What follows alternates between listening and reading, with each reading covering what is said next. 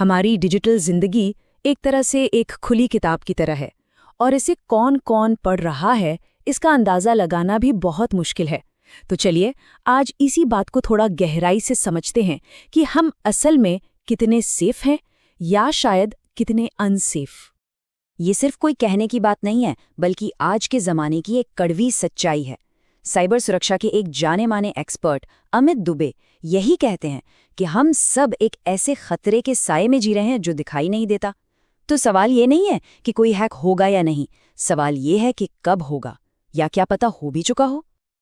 ये सवाल ये थोड़ा सोचने पर मजबूर करता है ना कि हम कौन से ग्रुप में हैं, वो जिन्हें पता है कि खतरा है या वो जो अनजाने में अपने सारे सीक्रेट्स को दांव पर लगा रहे हैं। चलिए पता लगाते हैं। अच्छा, हम सबको यही लगता है कि ओटीपी यानी कि वन टाइम पासवर्ड हमारी ऑनलाइन दुनिया का सबसे मजबूत ताला है। पर क्या होगा अगर मैं कहूं कि ये ताला असल में रेत का बना एक किला है? चलिए देखते हैं कि ये कैसे टूट सकता है। हम सब यही सोचते हैं कि स्कैमर्स हमें फ़ोन करके चालाकी से ओटीपी पूछते हैं और हम इतने भी नासमझ नहीं हैं कि उन्हें बता दें। लेकिन असली खेल इससे कहीं ज़्यादा शातिर है। वो आपका ओटीपी पूछते नहीं हैं, वो उसे आपकी ही मदद से सुन लेते हैं। तो ये कॉल मर्ज घोटाला होता कैसे है? बहुत ही चालाकी से। देखिए, पहला स्टेप, स्कैमर आपको फ़ोन करेगा और आपके किसी दोस्त या जान पहचान वाले का नाम लेगा ताकि आपको भरोसा हो जाए। दूसरा स्टेप, आप उससे बात कर ही रहे होंगे कि तभी आपके बैंक या किसी ऐप से एक ऑटोमेटेड ओटीपी वाली कॉल आ जाएगी। तीसरा स्टेप, अब स्कैमर फौरन एक हड़बड़ी का माहौल बनाएगा, कहेगा अरे उनकी भी कॉल आ रही है, जल्दी से कॉल मर्ज कर दीजिए। और चौथा स्टेप, जैसे ही कॉल मर्ज होती है वो आपका ओटीपी लाइव सुन लेता है और बस खेल खत्म। और ये तो एक तरीका था।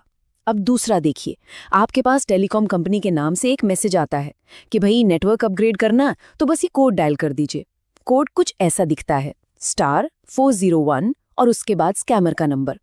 जैसे ही कोई ये डायल करता है, उसकी सारी कॉल्स जिसमें ओटीपी वाली कॉल्स भी शामिल हैं, वो सब सीधे स्कैमर के फ़ोन पर जाने लगती हैं। पता भी नहीं चलता और सारा कंट्रोल हाथ से निकल जाता है। तो सवाल ये है कि इन स्कैमर्स को हमारे बारे में इतनी पक्की जानकारी मिलती कहाँ से है?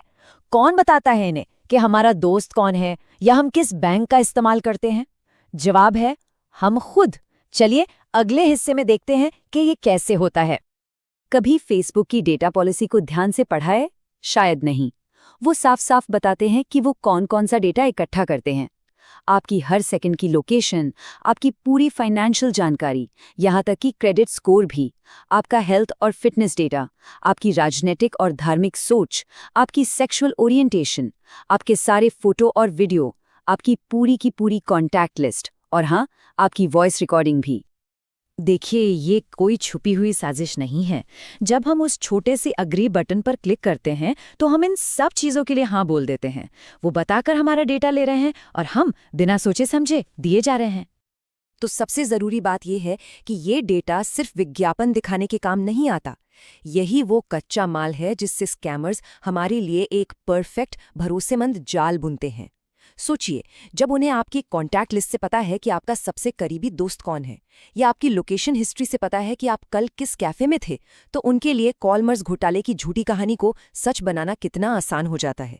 उनका झूठ भी सच जैसा लगने लगता है क्योंकि वो हमारे ही सच से बना होता है। और यहीं पर हमें अपनी सोच बदलने की ज़रूरत है। असल खतरा हमारे फ़ोन या लैपटॉप को नहीं है, बल्कि हमारी सोच को है। ये स्कैमर्स टेक्नोलॉजी को नहीं, बल्कि इंसानी दिमाग को हैक करते हैं। इसे कॉग्निटिव हैकिंग कहते हैं। इसका सीधा सा मतलब है इंसानी व्यवहार का फायदा उठाना, जैसे हमारा भरोसा करना, हमारा डर जाना या हमारी उत्सुकता। इन चीज़ों का इस्तेमाल करके वो मजबूत से मजबूत टेक्निकल सिक्योरिटी को भी बेकार कर देते हैं। उनका मकसद सिर्फ इतना है कि हमसे वो काम करवा लिया जाए जो हमें नहीं करना चाहिए। आइए इसे एक असली केस से समझते हैं। देश के एक बहुत बड़े एग्जीक्यूटिव को ब्लैकमेल किया जा रहा था और हथियार क्या था? सिर्फ 17 एआई से बनाई गई फर्जी तस्वीरें। सोचिए, एक इतना पावरफुल इंसान सिर्फ 17 तस्वीरों की वजह से बेबस महसूस कर रहा था। तो उसे पकड़ा कैसे गया? यहाँ कोई कॉम्प्लेक्स हैकिंग नहीं हुई। सबसे पहले उन फर्जी तस्वीरों को बनाने के लिए जो असली तस्वीरें इस्तेमाल हुई थीं, उन्हें सोशल मीडिया पर ढूंढा गया। फिर फेसबुक से उन खास तस्वीरों के डाउनलोड लॉग्स मांगे गए। उन लॉग्स में सैकड़ों लोगों के नाम थे। लेकिन जब उन प्रोफाइल्स को एक दूसरे से मिलाया गया तो एक पैटर्न साफ दिखा। सिर्फ एक ही इंसान था जिसने वो सारी 17 असली तस्वीरें डाउनलोड की थीं। और ये अपराधी कोई बहुत बड़ा हैकर नहीं था, वो उनका ही एक पुराना सहकर्मी था। ये केस साफ दिखाता है कि खतरा अक्सर हमारे बहुत करीब होता है। कोई अनजान हैकर नहीं, बल्कि कोई ऐसा जिसे हम जानते हैं, जो हमारी आदतें और कमजोरियां पहचानता है। तो अब जब हम खतरे को समझ चुके हैं, तो सवाल ये है कि हम अपना कंट्रोल वापस कैसे लें? अच्छी खबर ये है कि इसके लिए कोई रॉकेट साइंटिस्ट बनने की ज़रूरत नहीं है। कुछ बहुत ही आसान तरीके हैं। हम अक्सर बहुत लंबे और मुश्किल पासवर्ड बनाने में अपना समय लगाते हैं, लेकिन सच तो ये है कि स्कैमर्स आपका पासवर्ड अंदाज़ा नहीं लगा रहे हैं।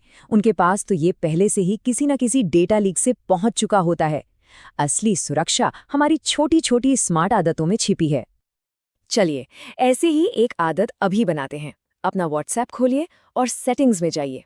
फिर अकाउंट पर टैप कीजिए और 2 स्टेप वेरिफिकेशन चुनिए। इसे ऑन करके एक 6 डिजिट का पिन बना लीजिए। और हाँ, एक ज़रूरी बात, ये पिन आपकी जन्मतिथि या कोई आसान नंबर नहीं होना चाहिए। कुछ ऐसा रखिए जिसका अंदाज़ा लगाना मुश्किल हो। चलिए, कुछ और ज़रूरी आदतों पर एक नज़र डाल लेते हैं। पहला, अपने हर ज़रूरी अकाउंट जैसे ईमेल, सोशल मीडिया, इन सब पर 2 फैक्टर ऑथेंटिकेशन ज़रूर ऑन करें। दूसरा, अपने फ़ोन की लॉक स्क्रीन से मैसेज का प्रीव्यू बंद कर दें ताकि कोई बगल में खड़ा होकर आपका ओटीपी न देख पाए। तीसरा, किसी भी ऐसी रिक्वेस्ट पर हमेशा शक करें जिसमें कोई जल्दबाजी या दबाव बनाया जा रहा हो। स्कैमर्स हमेशा पैनिक का फ़ायदा उठाते हैं। चौथा, haveibeenpawned.com पर जाकर अपना ईमेल ज़रूर चेक करें। इससे पता चल जाएगा कि आपका डेटा किसी लीक का हिस्सा तो नहीं बना। और आखिर में, फिजिकल सिम स्वैपिंग से बचने के लिए ई-सिम इस्तेमाल करने के बारे में सोचें। ये छोटे छोटे कदम मिलकर एक बहुत बड़ी दीवार बनाते हैं। और अंत में, ये एक सवाल है जिस पर सोचना बहुत ज़रूरी है। अगर अपराधी डिवाइस को नहीं बल्कि इंसानों को हैक करते हैं, अगर सबसे बड़ी कमज़ोरी इंसान है, तो फिर सबसे मजबूत बचाव भी तो इंसान ही हो सकता है। हमारी जागरूकता, हमारी सतर्कता और हमारा कॉमन सेंस, यही हमारी सबसे बड़ी ढाल है।